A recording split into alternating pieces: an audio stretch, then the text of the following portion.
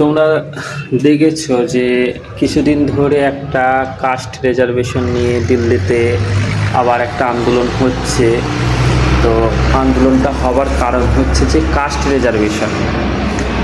কিছু ছেলে থাকে, যেমন ধরেন একটা উদাহরণ দিয়ে বললে বুঝতে পারবেন।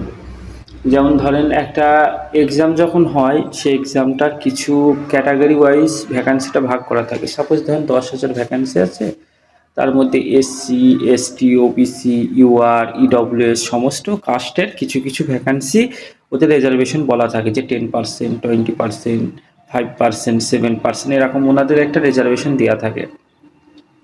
তো সেই রিজার্ভেশনটা যখন দেওয়া থাকে, সেই রিজার্ভেশনগুলো যখন হয় তখন ইউআরের ভ্যাকান্সিটা অনেকটা কমে যায়। তো জেনারেল ছেলেদের একটা অনেকটা কষ্ট হয়ে যায়। ধরেন সাপোজ ধরেন জেনারেলের কাট আপ গিয়েছে 100-র মধ্যে 80, সে জায়গায় ইডব্লিউএসের কাট আপ গিয়েছে 40, এসসি এসটির কাট আপ গিয়েছে হয়তো 40, 42 বা 45 বা 50-এর আশেপাশে, কিন্তু সে জায়গায় জেনারেলের কাট আপটা চলে যাচ্ছে 70 কাছে। তো এই যে জিনিসটা হচ্ছে, এই জিনিসটাতে জেনারেল ছেলে মেয়েদের জায়গাটা সত্যি খুব কষ্টকর হয়ে যাচ্ছে, সত্যি খুব কষ্টকর। তোমরা যারা চাকরির জন্য পড়াশোনা করেছো তারা তো খুব ভালো করে জানো, আর যারা পড়াশোনা করছো তারাও খুব ভালো করে জানো যে কাস্ট রিজার্ভেশনের জন্য অনেক ছেলে মেয়ের জায়গা, অনেক ছেলে মেয়ের ভবিষ্যৎ নষ্ট হয়ে যায়, যোগ্য ছেলেরা জায়গাটা পায় না। কারণ যে ছেলেটা ধরেন 70 কাট আপ গেছে, বা যে ছেলেটা 69 পেয়ে বাদ গেছে, ভালো করে বোঝেন, সে ছেলেটা কখনো অযোগ্য হয়? অযোগ্য হয় না, অযোগ্য হতে পারে না। কারণ সে ইউআর বলে পায়নি, 1 নম্বরের জন্য হয়তো পায়নি, বা 2 নম্বরের জন্য হয়তো পায়নি। কিন্তু ওই সেম আরেকটা ছেলে এসসি এসসি বা এসটি বা ওবিসি কাস্টে হয়তো দেখা গেল যে তার সেই কাট আপ, মানে যেটা জেনারেলে কাট আপ গেছে তার থেকেও হয়তো দেখা গেল 10 নম্বর কম পাওয়ার পরও তার চাকরিটা হচ্ছে। এবার দুজনই তো সেম পোস্টে কাজ করবে, যে ইউআরএ পাচ্ছে বা যে ইউআরএ যে এসসিটা পাচ্ছে, দুজন তো সেম কাস্টের। এবার দুজনের মেধা কিন্তু একরকম হচ্ছে না। দেখেন, কেউ 50 পেয়ে চাকরিটা পাচ্ছে, সেম চাকরি, কেউ 70 পেয়ে সেম চাকরিটা পাচ্ছে, কেউ 51 পেয়ে ওই চাকরি জয়েন করছে, কেউ 69 পেয়ে, হ্যাঁ, 65 পেয়ে সেই চাকরিটা জয়েন করতে পারছে না। তো এই দুটো ছেলের পড়াশোনার ক্যাপাবিলিটি এবং ক্ষমতা কিন্তু এক না, এক হতে পারে না, হ্যাঁ। তো এই কাস্ট রিজার্ভেশনের জন্য অনেক ভালো ভালো জেনারেল ছেলেমেয়েরা মানে তাদের জায়গাটা পায় না। আর কাস্ট থেকেও আর একটা সমস্যা হয়, যে কাস্ট থেকে অনেক ছেলে মেয়ে যারা একটু ভালো নাম্বার পায় এসসি এসটি ওবিসি থেকে, তারা আবার জেনারেলেতে কিছু ভ্যাকান্সি তারা দখল করে নেয়। এবার এই যে একটা জিনিস আছে, যে জেনারেলে কাট আপ ক্লিয়ার করতে পারলে তোমরা যারা এসসি এসটি ওবিসি আছো তারা জেনারেলে সিট পাবে।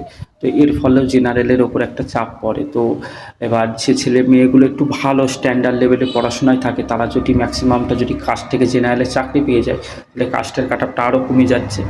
তো সেই ক্ষেত্রে জেনারেলের থেকে সব কাস্টের কাট আপের ফারাকটা অনেকটা বেশি হয়ে যায়। তো সেই জিনিসটা আমি সরকারের কাছে বলবো যে কাস্ট বাদ না দিক, যদি তারা বাদ না দিতে চায় বাদ না দিক, সেটা নিয়ে অসুবিধা নেই।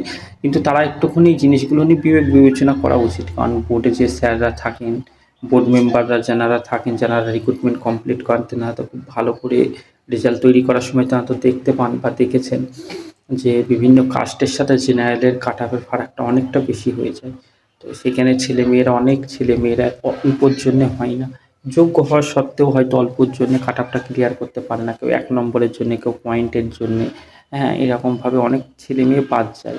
তো ওই জায়গা থেকে চাইবো যাতে কাট আপগুলো মানে জেনারেলের আশেপাশে থাকে, মানে কাট আপগুলো এমনভাবে একটা সেট করা উচিত যাতে জেনারেল, এসসি এসটি ওবিসি সবগুলোর মধ্যে যেন 2 থেকে 3 নম্বরের গ্যাপ থাকে, যাতে সমস্ত ছেলেমেয়েরা একটা সমান জায়গা থেকে জবটা পায়। একটা নির্দিষ্ট কাট আপ তারা একটা সেট করে রাখুক, যে 60-এর কাছে বা 50-এর কাছে সব ক্যাটাগরির মধ্যে পেতেই হবে, এর নিচে পেলে হবে না, এবং এর ওপর থেকে কাট আপ নির্ধারণ হবে।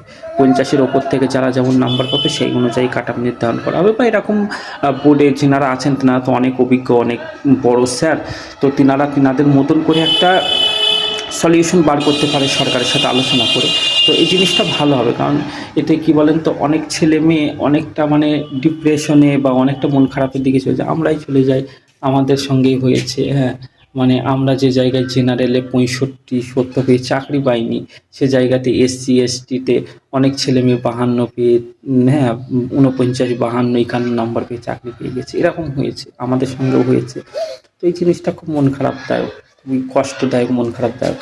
মানে আমার থেকে 20 নম্বর, আমার থেকে 10 নম্বর, 5 নম্বর কম পাওয়ার পর একটা ছেলে চাকরি পাচ্ছে। আমি তার থেকে 5 নম্বর, 10 নম্বর বেশি পাওয়ার পর আমি চাকরি পাচ্ছি না। এই জিনিসটা অনেক বেদনাদায়ক, অনেক কষ্টদায়ক, হ্যাঁ? তো যারা চাকরির জন্য পড়াশোনা করে এই জিনিসটা তারা খুব ভালো করে রিয়ালাইজ করতে পারে যে এই জিনিসটা সত্যিই খুব বেদনাদায়ক। তাই সরকারের কাছে অনুরোধ থাকবে, বিভিন্ন বোর্ডের কাছেও অনুরোধ থাকবে যে এই জিনিসগুলো একটুখানি বিবেচনা করে দেখেন।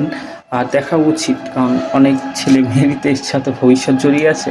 তাই আপনাদের কাছে অনুরোধ থাকবে, স্যারদের কাছে, যে আপনারাও এই জিনিসগুলো একটু বিবেচনা করে দেখবেন আর এই জিনিসগুলোর একটা সলিউশন বার করার চেষ্টা করবেন।